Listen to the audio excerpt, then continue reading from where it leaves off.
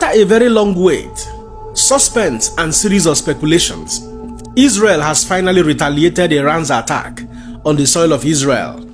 For many of you who do not know, exactly on the 1st of October, Iran launched a series of ballistic missiles and drones attack on the soil of Israel, claiming that it was a consequential response to the singular fact that Israeli Defense Force had earlier eliminated Hezbollah leader Nasrallah, who was the longest serving leader of Hezbollah, and other leaders of Hezbollah, other leaders of Hamas, as well as their commanders. After this very attack, there were tensions locally and internationally on whether Israel was going to retaliate this attack, and in what fashion would Israel retaliate this very attack. Well, there were different forms of appeal to Israeli Prime Minister Benjamin Netanyahu not to respond or retaliate the attack, that in which case they want to retaliate, that it should not be a full-blown attack. If my memory serves me right, the American government through Joe Biden had equally appealed and urged Israeli Prime Minister as well as the IDF not to respond in such a fashion that will lead to a brutal escalation.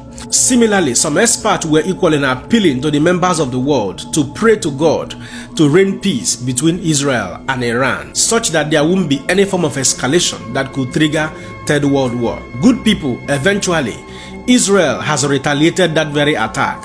But this time, Israel was more focused not to rain missiles in densely populated areas in Iran. And according to the Israeli Prime Minister, who described the attack as precise and powerful and achieved all objectives, Israel through Israeli Defense Force has focused on 20 targets in Iran, and their targets were mainly military base, Iran defense system, their missile and drone production facility, as well as their launch facilities.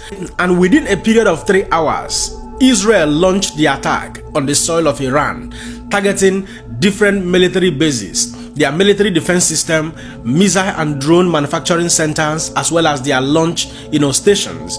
And many mainstream media have equally confirmed the attack as well as the damage that was done on these military facilities. And it was also confirmed that 4 Iranian soldiers lost their life within this period that Israel fired their missiles into Iran. However, some reports are supposing that Iran is practically very keen on hiding or concealing the extent of the damage that was done by Israeli missile attack on their military facilities. Sequel to this, the Islamic Revolution Guard Corps have equally warned the citizens of Iran not to upload any picture or video associated with this Israeli attack on the soil of Iran to the internet, that whoever that is found guilty of violating that very decree or that very instruction would definitely be dealt with. In addition to this, some Iranian senior officers have maintained that Iran is entitled and obligated to defend themselves, even though there are also reports from some senior Iranian officials that Iran is not ready for any form of escalation at this material time. Well, this very last report is making sense because in Iran of today, they have a bigger problem, a bigger issue to be worried about, probably much more than the Israelis' attack. Report available on the internet space at this material time supposes that Iranian, supreme leader Khamenei is critically and terminally ill.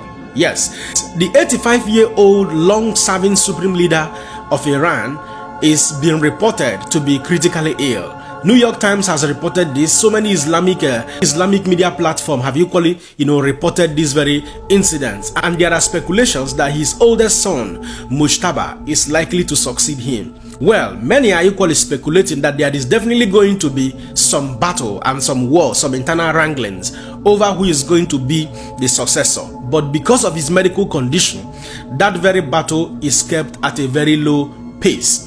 Do not equally forget that the president of Iran, Ibrahim Raisi, died a few months ago in a helicopter crash. So the tension was high when the president died, and now the supreme leader is critically ill, because the politics would have been, if the president is still alive, the president will easily succeed the supreme leader. But now that the president is not alive and the supreme leader is critically ill, probably there's going to be a lot of wranglings, which may be a very big distraction for Iran over what is going on with Israel. However, Israel has maintained that they are more focused in what is going on with the terrorist group in Gaza Strip as well as in Lebanon. And they went further to maintain that that is the reason why there was no form of escalation or mistarget in their coordinated, target and powerful retaliation on the soil of Iran, focusing only on military facilities. And for this reason, some international communities have commended Israeli Prime Minister Benjamin Netanyahu for not, letting things to be out of hands. The American government has equally expressed satisfaction that Israel did not retaliate out of proportion, that Joe Biden had earlier urged the Israeli Prime Minister Benjamin Netanyahu not to retaliate in such a fashion that could possibly lead to a bigger escalation.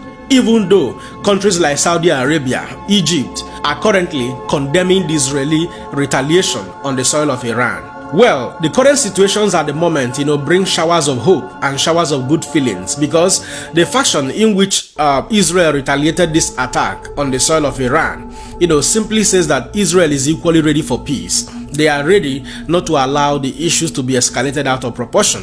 But the bigger question here would be, which I know it will be in the heart of many people all over the world, is Iran also ready for peace or to maintain peace? I sincerely hope and wish that the diplomatic, discussion on how to cease fire and bring peace between these, countries will bear a good fruit at the end of the day.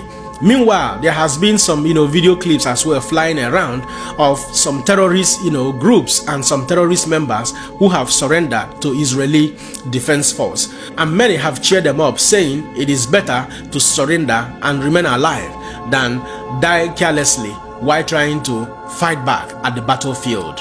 And finally, like I've always postulated, actions and reaction are equal but opposite. Do you think that Iran will retaliate again? Well, we sincerely pray and hope for the best, and the best that we hope for is that peace shall reign among these two member nations. And don't forget to let me know what you think in the comment section and share this video. My another person, Siam. God bless you.